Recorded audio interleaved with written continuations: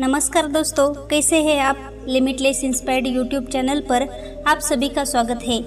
इस कहानी को अंत तक सुने क्योंकि यह कहानी आपकी ज़िंदगी को बदलने वाली है।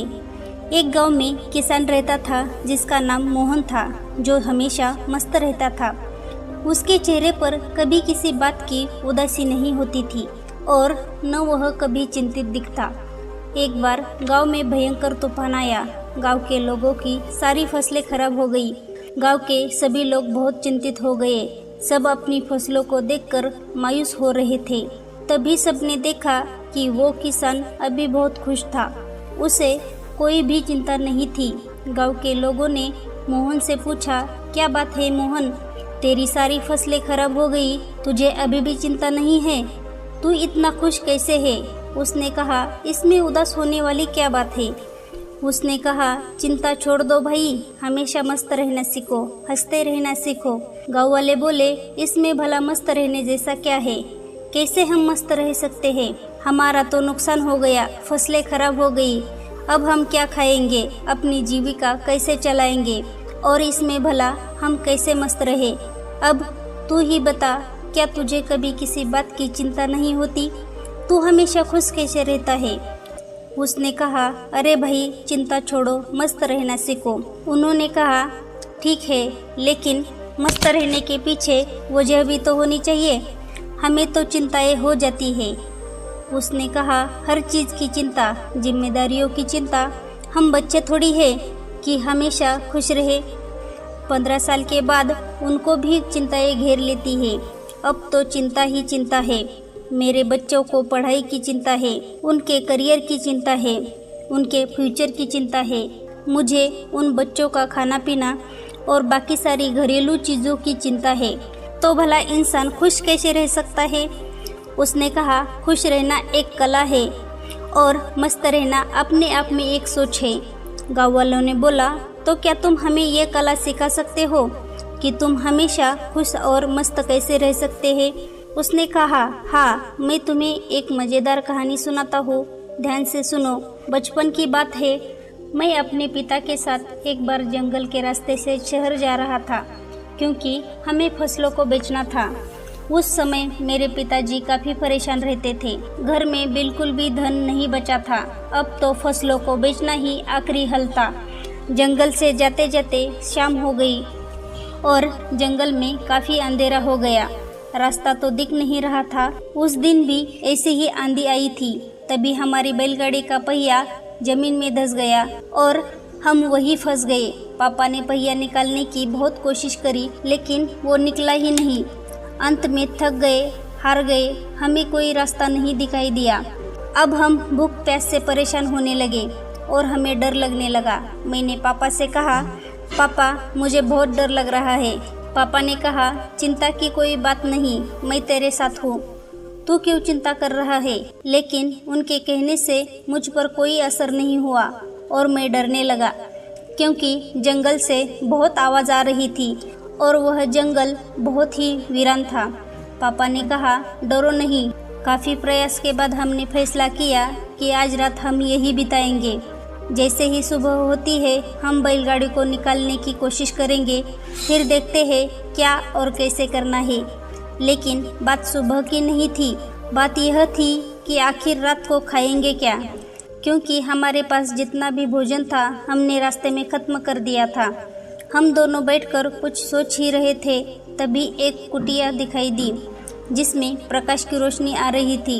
पापा ने बोला, तुम यहीं पर रुक कर आराम करो, मैं अभी कुछ देखता हूँ, शायद कोई मदद के लिए उपाय मिल जाए। फिर पापा चले गए और मैं वहीं पर बैठकर डर के मारे रोने लगा। काफ़ी देर बाद पापा एक महात्मा के साथ आते हुए दिखाई दिए। वो महात्मा बड़े ही दिव्य दिख रहे थे। फिर हम तीनों ने मिलकर जोर लगाया और बैलगाड़ी का पहिया उस गड्ढे से बाहर निकाल दिया और हमारी बैलगाड़ी बाहर निकल गई। पापा ने उस महात्मा को धन्यवाद किया और हम लोग आगे चल पड़े। उस महात्मा ने हमें कुछ खाने को भी दिया था। मैंने पापा के हाथ में एक कागज़ देखा। मैंने पूछा, वो क्या है? लेकिन पापा ने उसके बारे में कुछ भी नहीं बताया। अब हम आगे बढ़ते चले। पापा ने बताया नहीं कि महात्मा ने हाथों में क्या दिया था। मैंने उनसे पूछा, पापा हाथ में क्या है? उन्होंने बोला कुछ नहीं है, ये तेरे काम की चीज़ नहीं है। धीरे धीरे काफ़ी समय गुजर गया और हम निकल गए। काफ़ी वक्त गुजर जाने के बाद मैंने पापा से पूछा, पापा उस पत्र में ऐसा क्या था कि जो आप मुझे बताते नहीं हो?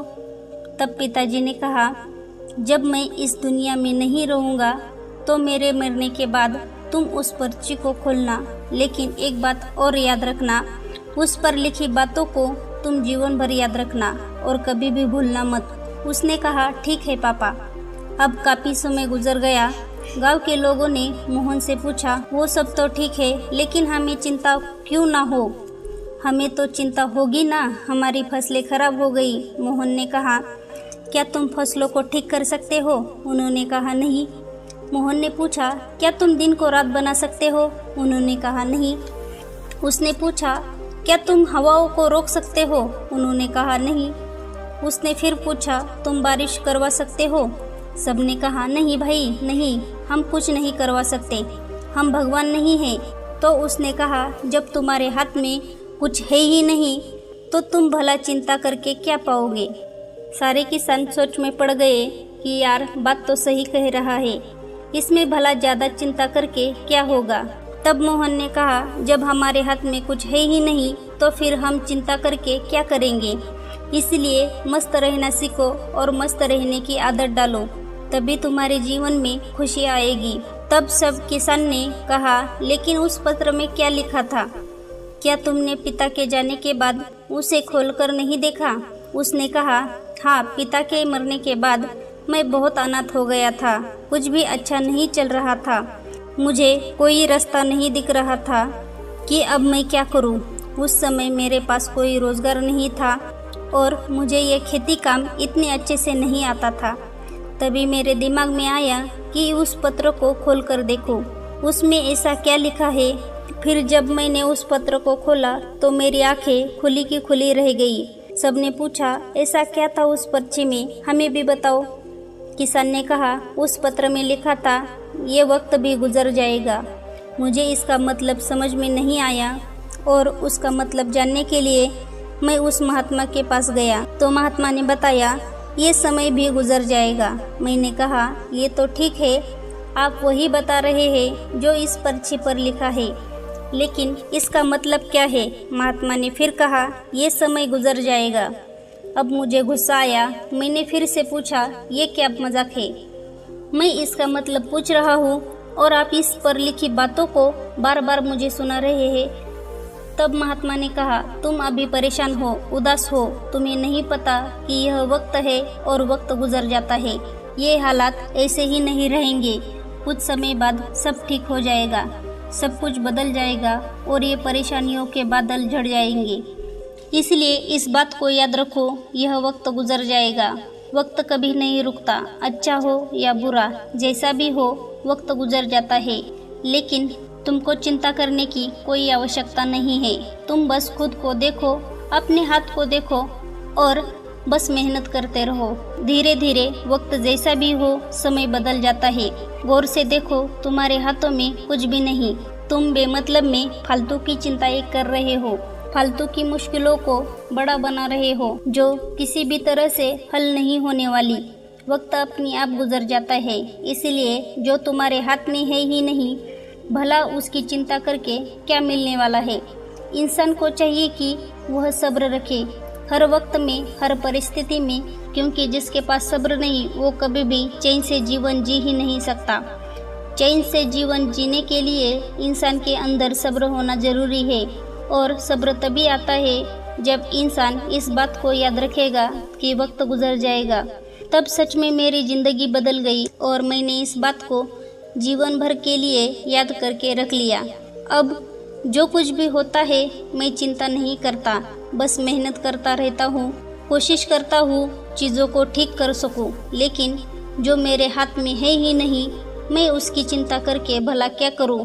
इसलिए मैं अब मस्त रहता हूँ और लोगों से यही कहता हूँ कि मस्त रहो, ज़्यादा चिंता मत करो और ज़्यादा सोचो मत। जीवन चल रहा है, जीवन गुजर रहा है और जीवन गुजर जाएगा। बाकी ये कहानी आपको अच्छी लगी हो तो इस वीडियो को लाइक करके चैनल को सब्सक्राइब जरूर करो। अगर आप महात्मा बुद्ध के विश्वासी हो तो कमेंट में नमो बुद्धाय जरूर लिखें। वीडियो में अंत तक बने रहने के लिए आपका बहुत बहुत धन्यवाद।